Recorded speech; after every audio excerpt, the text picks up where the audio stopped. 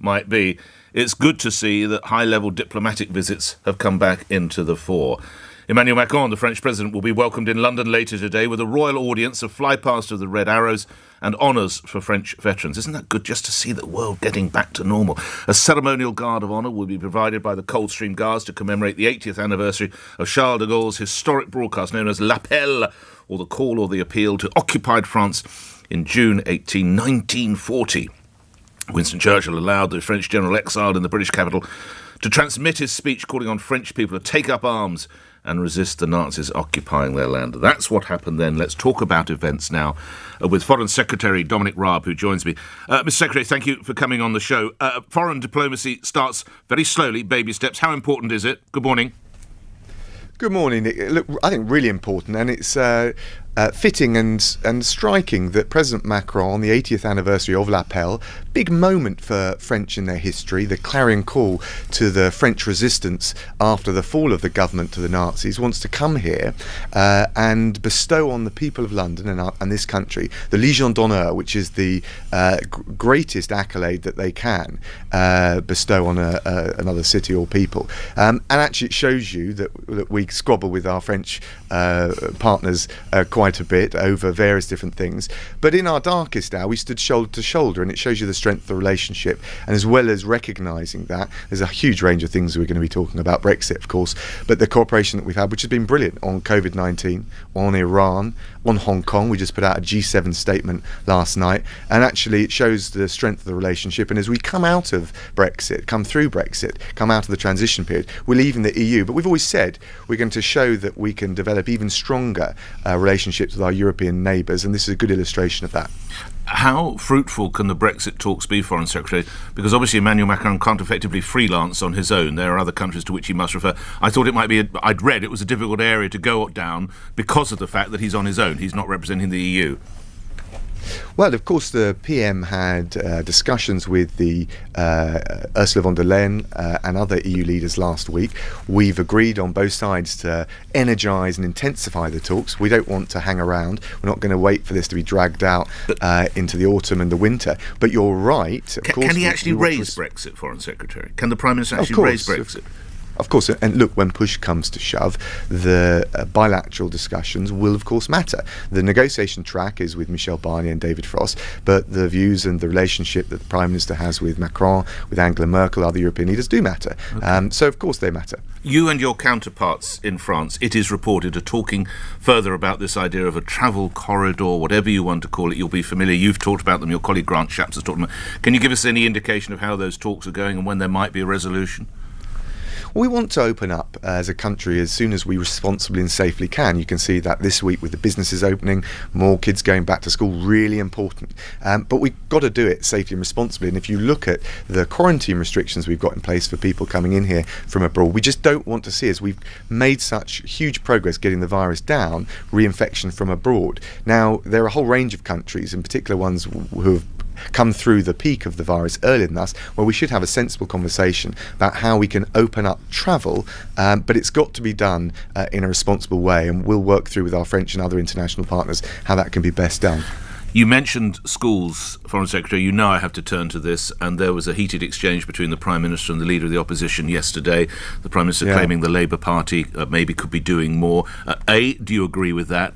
B, what are your concerns about the unions? And C, we've now got 1,600 paediatricians calling on the government, Boris Johnson, to do more. So first of all, it's really important to get schools back. We've made progress with primary schools. This week we've got those exam sitting years coming back for face-to-face time between teachers and students. We want to encourage this. It can be done in a safe and secure way. We're working with all the teachers and all the schools to do it. I do think it would help if Keir Starmer and the Labour Party don't sit on the fence on this, given that vulnerable children across all of our constituencies are the worst affected, but actually lean into this and say, do you know what, we support the government, we know it can be done safely, let's really all work together to get as many children back to school as swiftly as possible, good as a matter of social justice, but also, of course, for our economy and for working families. But the unions are suggesting that your government has not supplied enough laptops. You seem blind to the fact that there's not enough space in some of the schools, and obviously if you have intake of 15 where you used to have 30 pupils, you might need to provide additional teaching staff. We've addressed all of these issues there. I mean, precisely because of the homeschooling that's been done. There's a huge number of laptops and other equipment that's been distributed, and we do want to work with the schools and the teachers and indeed the unions. But ultimately, we've seen examples of where this has been done really effectively. We ought to spread that best practice, and I think now we need to be sending a very clear signal that we can get more children back to school. We want to get more children back to school. We're all working together to do so. And as you said, I think it would, or you encouraged me to comment on, I do think it's important that there's a cross-party consensus on this, and Keir Starmer should get off the fence and say, look, we support the government, it can be done safely and securely, let's crack on. Your brief, as much of anybody in the Cabinet, is to fly the flag overseas, Foreign Secretary. Do you question the wisdom of spending around £900,000 painting an aircraft at this time, as you might be trying to take money from pensioners? Oh, I don't think there's a trade-off there, but of course we keep our travel fleet up to date. The maintenance and repair, and it's really important the ability of the Prime Minister to be able to get to other places around the world as swiftly as possible and get back to the UK. But why does it need to be painted? His car needs a new boot as a result of yesterday. Why have we got to paint his plane? Well, there's regular upgrades that take place to the £900,000. Well, it's plane. It's not like painting your bike or I know, but it doesn't have to be in such glorious colours. I mean, this is just so that it's red, white, and blue, or whatever it is. Go on. You're seeing the French come here today. They're proud of their history. The United Kingdom. He's not. Up to my knowledge, he doesn't come in a plane painted in the tricolour. I don't think he does, anyway. Well, we'll see when they arrive. But they do things with great pomp. And look, you think it's value for money, Mr. Raab? I think we should be proud of Britain's role in the world, and making sure the Prime Minister can network amongst all of his international interlocutors is really important. And it delivers bang for our buck back home because of the investment, the cooperation, the trade that we do. Is it true that the Chancellor is eyeing the so-called triple lock pension pledge, Foreign Secretary? We'll keep all our manifesto commitments. There's no plans to touch the triple lock. Of course, I'm not going to preempt the Chancellor's budget. The budgets the Chancellor does, notwithstanding that there's always temptations from journalists in the lead up to any financial decisions to do so. All right, but that is safe. As I said, there's no plans to address that, and we're true to our manifesto commitments. As we've seen the Downing Street briefings, you seem to have fronted probably most of them, perhaps second or level with Matt Hancock. What can you tell us about concerns over the contact tracing app? I know this takes you a little bit out of your actual brief as Foreign Secretary, but there are concerns that it might actually not be delayed. It might now be delayed, might not be available. Might be delayed until winter, Mr. Raab.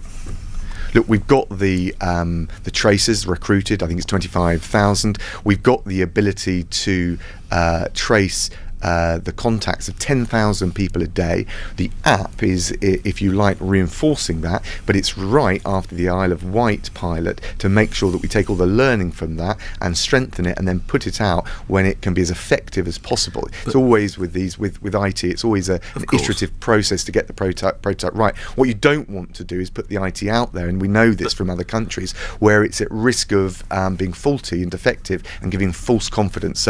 But the tracing and operation, the test and tracing operation, is already underway. It's going well. It's helping us to identify and to self-isolate those who have been in touch with people who have got the virus, and we'll continue to build on it and strengthen it. But the Prime Minister said it would be world-beating, Foreign Secretary. It can't be world-beating. World-beating in the winter. I mean, he never said world-beating 6 months hence.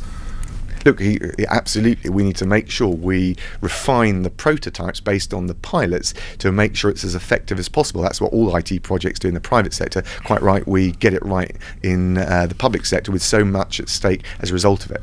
All right, and just lastly, when you meet with your French colleagues and Emmanuel Macron, while we celebrate, of course, the anniversary of l'Appel, or the appeal, will anybody talk to him events of 205 years ago? Foreign Secretary, do you know what happened 205 years ago? I'm racking my brains, but 1815? 1815? I'm not. Battle of Waterloo, Foreign Secretary. The Battle of Waterloo. I wonder if we might mention that, whisper that into Emmanuel Macron's ear, how he would respond to that.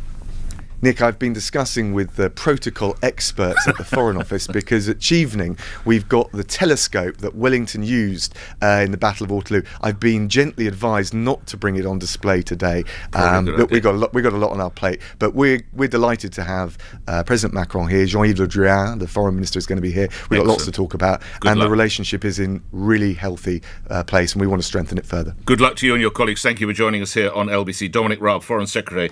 8 o'clock, where news is next. On your radio, on Global Player, and Play LBC. leading Britain's conversation. This is LBC. From Global's newsroom, I'm Simon Conway. Donald Trump has been accused of trying to persuade China to help his chances of re-election. It's one of a number of allegations made against the US president in a new book by his former national security advisor, John Bolton. Our Washington correspondent, Simon Marks, says it details a conversation Mr. Trump had with his Chinese counterpart.